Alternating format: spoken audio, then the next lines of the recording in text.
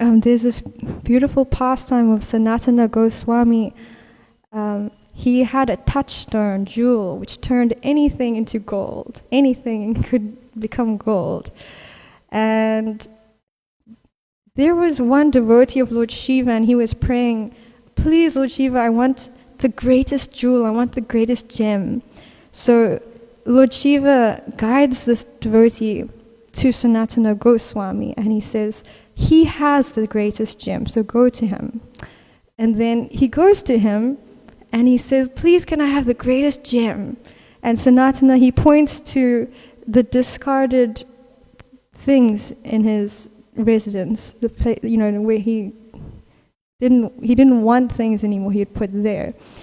And in this pile of discarded things, he found the touchstone, and he thought, wow, I'm so fortunate, I've got this touchstone.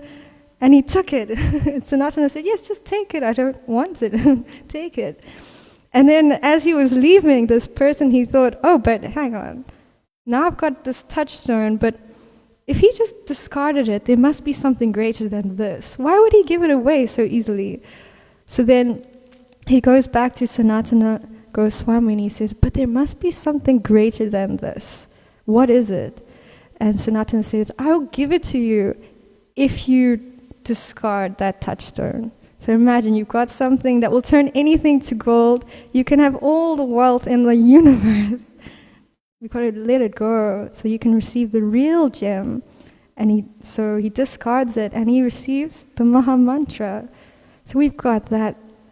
We've got that. Hare Krishna, Krishna Krishna, Hare Hare, Hare Rama, Rama Rama, Hare Hare. We've got that. The Hare Krishna Maha Mantra is everything. Hare Nam Eva Kevalam. And if we have compassion, which develops from going through suffering and seeing that, yes, it's not easy, then we can actually go out and with our hearts try to show people that there is actually something which mitigates the suffering. There is relief from the suffering, eternal relief from the suffering, just by chanting Hare Krishna. And Cheto Darpana Marjanam Bhavamaha Davigni Nirvarpanam Shreyaha Kerava. Shri Radharanath ki jai. Shri Giriraj Govardhan ki jai. Shri Chaitanya Mahaprabhu ki. Shri Prabhupada ki jai.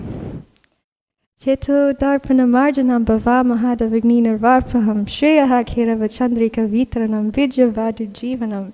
That this is the prime benediction for humanity at large, because it spreads the rays of the benediction moon. It is the life of all transcendental knowledge. It increases the ocean of transcendental bliss, and it enables us to fully taste the nectar for which we are always anxious. So everybody is actually always anxious. So when we've got that compassion from having gone through so many difficulties, we can go and reach out and give this chanting, this process of Hare Krishna, chanting Hare Krishna.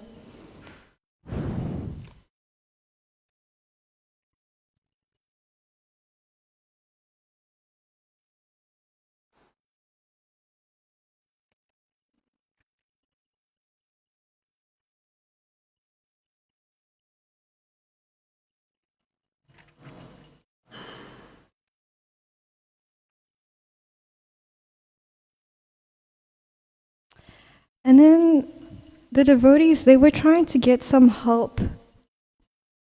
They were trying to get help from the government to allow the devotees to stay in India, the foreign devotees, because they were having some trouble with their visas.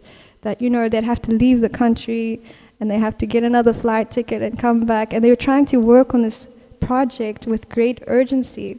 So they were writing different letters to different people in the government to try and get help with that.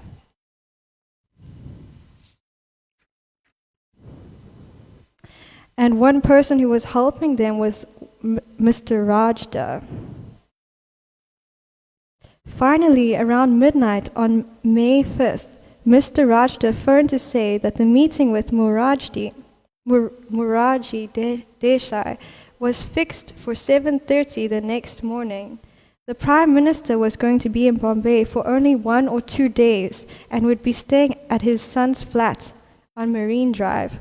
Although Prabhupada had said that he would not go to meet the Prime Minister, I wanted to inform him of the news and take his advice.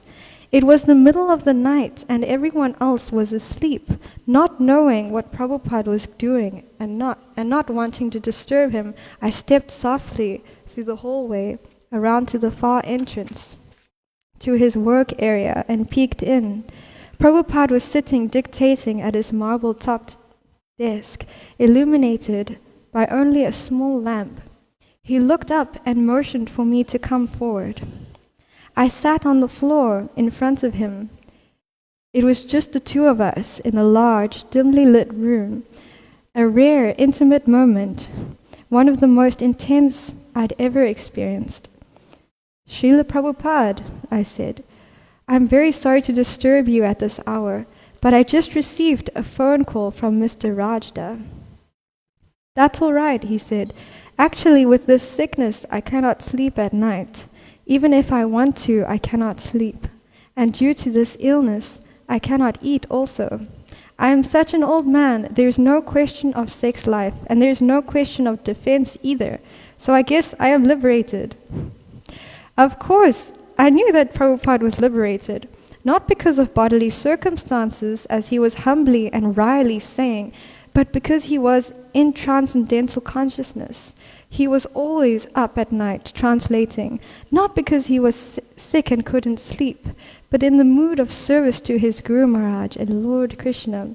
So that goes back to what I was saying, that the pure devotee also experiences pain, but he doesn't suffer the pain. He's just absorbed in serving his spiritual master. And here Prabhupada is showing us that.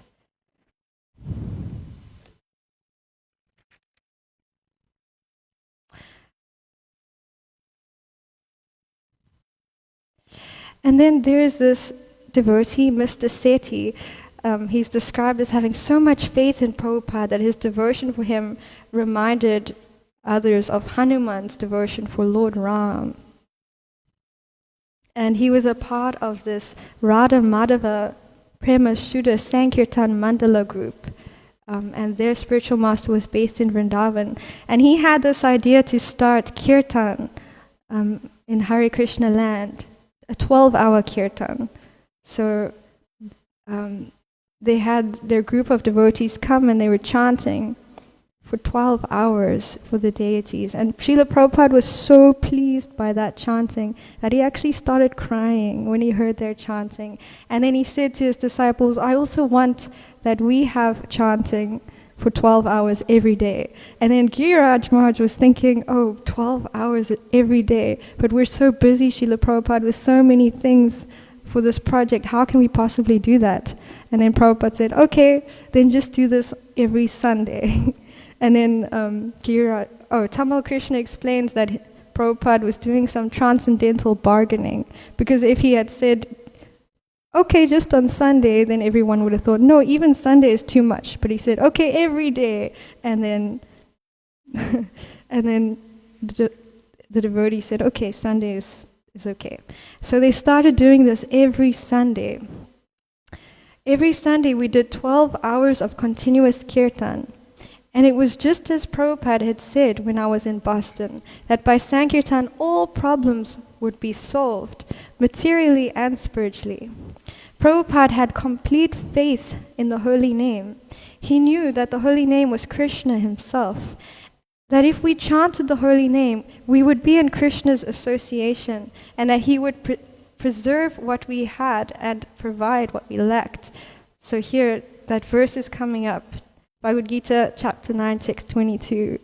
Ananyas chintayanto mam yajana paripashate tesham nityabhiyuktanam yogakshema vahamiyaham. To those who are constantly engaged in worshipping me with love, meditating on my transcendental form, to them I preserve what they have and I carry what they lack. As the temple president, so this is Giriraj. I think Giriraj Maharaj is speaking here.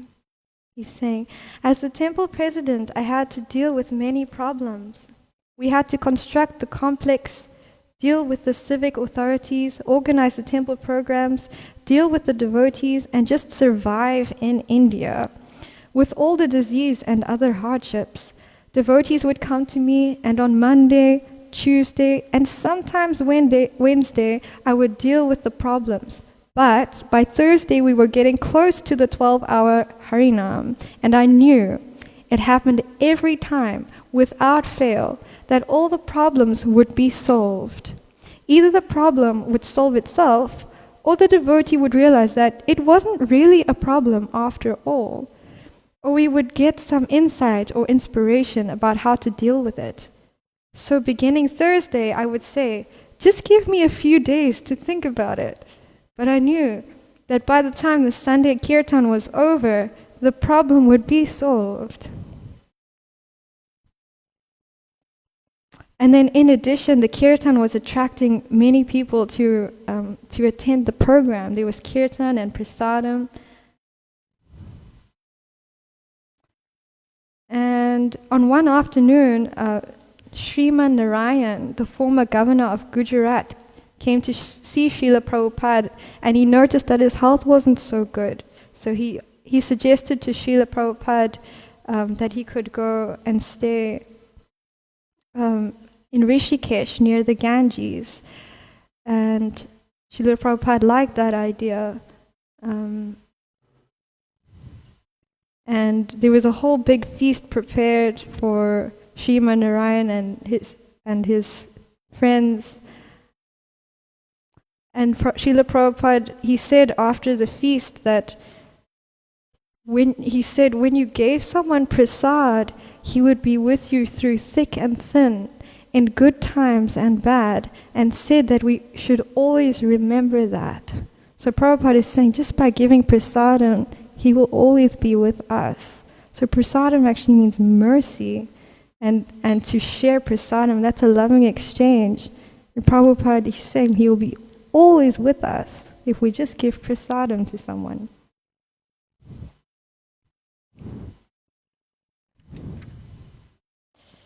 And then we'll end off with this, that who can fully understand the relationship of the spiritual master with Krishna? In Tamil Krishna, he writes that Prabhupada had asked Krishna to sit down on this land and had promised him that he would manage everything. Still, the temple was not yet completed, and Radha Rasa Bihari were being kept waiting to be installed in their beautiful temple. The delay in their installation was the reason Prabhupada's demands regarding the construction were so great that sometimes they seemed almost unreasonable. By material standards, they might have been, but Prabhupada was building this temple for Krishna. He loved Krishna, and Krishna was being made to wait. When Srila Prabhupada is demanding that Krishna not be made to wait any longer, he is speaking out of love. So in the mornings we're singing Sakshata Ritvena Samasta Shastra. That verse, it's explaining how the spiritual master is the confidential servitor of the Lord. And as the confidential servitor of the Lord, he understands the desire of the Lord. Srila Prabhupada knew what Krishna wanted. He knew what his spiritual master wanted. He understood that Krishna, he wanted to be there at Hare Krishna land. And Prabhupada, he promised Krishna the land. And he wanted to make sure that his promise was fulfilled quickly because Krishna was waiting. And then we read here, Prabhupada's demands regarding the construction were so great that sometimes they seemed almost unreasonable. By material standards, they might have been, but Prabhupada was building this temple for Krishna. So this is an aspect of surrender, that our desire is only to please the Lord, only to please our spiritual masters. And the pure devotee only desires to please his spiritual master and Krishna, and therefore he's able to be instrumental in the hands of Guru and Krishna. And because of that, anything becomes possible. Krishna can make the impossible possible, especially through his instruments, like his pure devotees. And even for us, chanting Hare Krishna is not possible, but we're trying and we're doing it. And chanting Shuddhanam, that is not possible. But by the mercy of Guru and Krishna, because they're taking full shelter in Guru and Krishna, and they're completely instrumental, for them anything is possible. Even helping us to chant Shuddhanam is possible if we take shelter in Guru and Krishna. And even attaining the highest destination of life, Prema Bhakti, that is not possible. But if we take shelter in Guru and Krishna and follow Guru's order and his instruction, then even the most impossible thing becomes possible. And we'll end off there with that for today. Are there any comments, questions, corrections? Yes.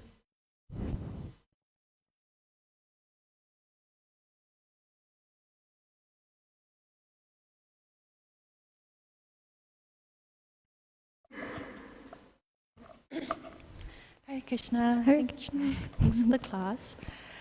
So obviously in the material world, a lot of, we were talking about pain and suffering from, other living entities, our body, blah, blah, blah.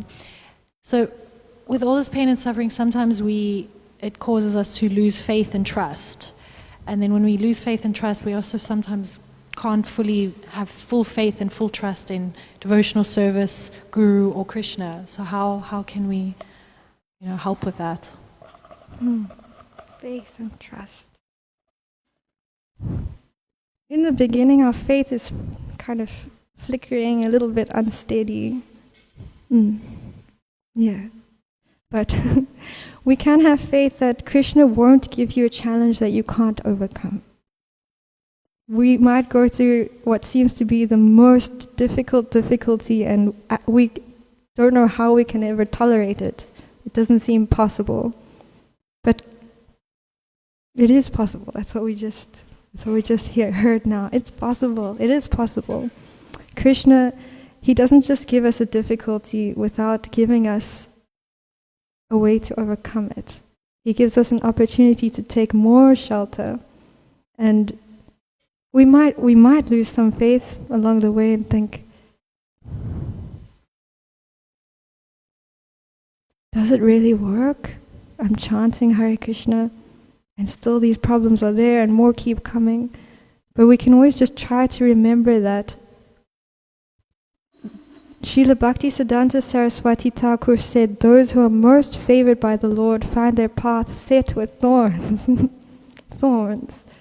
But it's good if you can recognize that the thorns are there, because then you'll be more careful in how you tread your path. If we just walk blindly, we will get hurt and we can't walk anymore. But if we're looking out for those obstacles, we know the obstacles are there. For all of us, there are obstacles. There are tests. There are difficulties. If we're finding them, good, you're favored by the Lord. He wants you back. He wants you to be able to chant Hare Krishna more than you do. So he'll give you those thorns, very precisely chosen just for you. Just for you, that particular thorn. Perfect. It's perfect.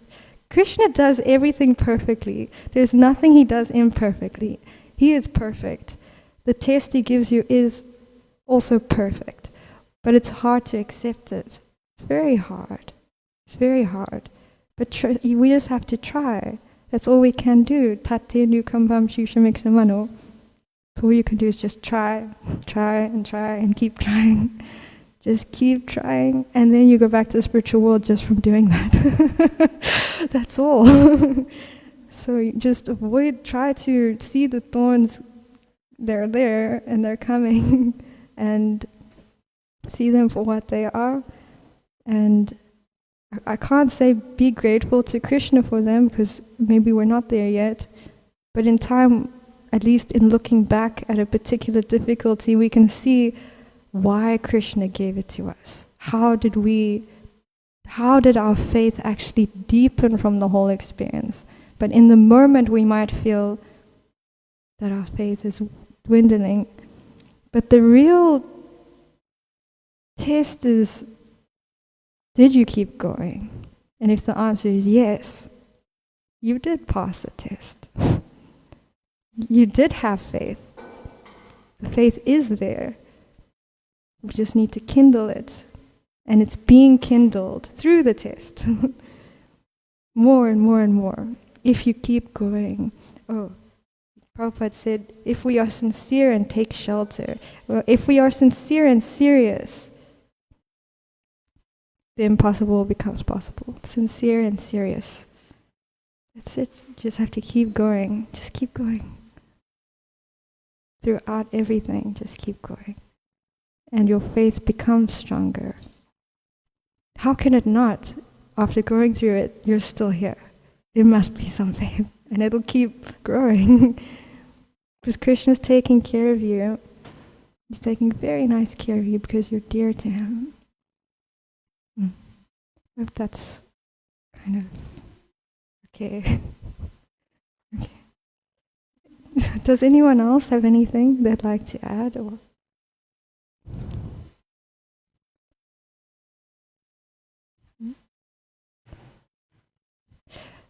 Srila Prabhupada ki jai, Ananta Koti Vaishnava Vrinda ki jai.